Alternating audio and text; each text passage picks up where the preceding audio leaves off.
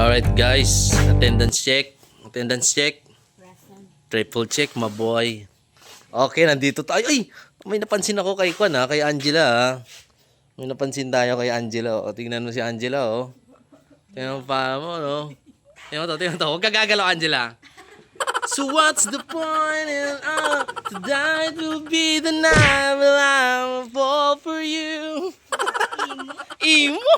Ay, ay, ay, ay, ay. Alright mga ka-farmers, tuloy-tuloy yung ating pagpupunla No? Okay, anong pinupunla mo girl?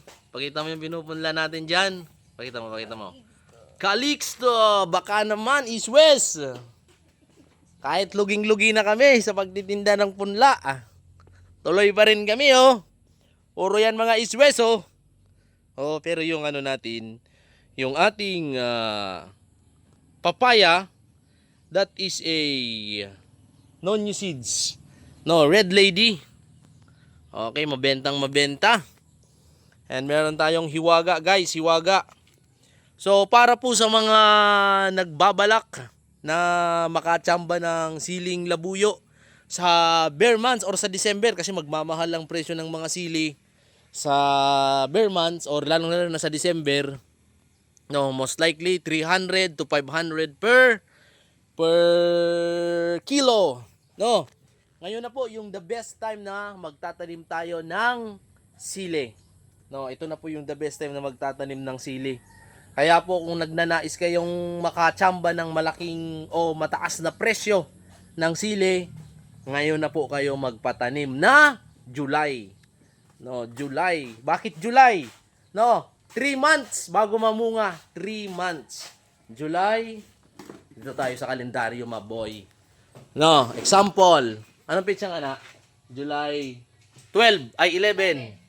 July 11. Oh, papatanim kayo sa let's say 25. August 25, 1 month. No.